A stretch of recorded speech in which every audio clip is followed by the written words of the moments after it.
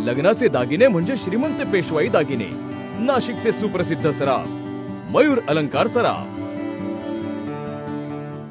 Kalna police station, जिल्हा पूर्व वर्धमान, राज्य पश्चिम बंगाल येथील पोलीस स्टेशनमध्ये दिनांक 3/8/2024 रोजी गुन्हा दाखल झाला होता। या गुन्ह्याबाबत आरोपी सुजय विमल मालिक यास अटक करण्यात आली होती। माननीय न्यायालय कालका यांनी त्यास दिनांक 20/1/2025 रोजी 7 दिवस पोलीस कस्टडी सुनावली होती।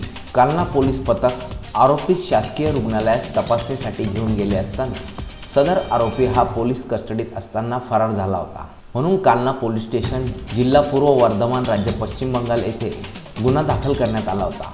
या गुन्ह्यातील फरार आरोपी नाशिकमध्ये असल्याची माहिती मिळाल्याने गुंडाविरोधी पथकाचे अधिकारी ज्ञानेश्वर मोहिते यांना गुप्त बातमीदारामार्फत माहिती मिळाली। यावरून एबीबी सर्कल जवळ जिल्हा परिषदेच्या नूतन इमारतीचे बांधकाम चालू असून तेथे काही बंगाली मजूर काम करत असताना दिसून आले।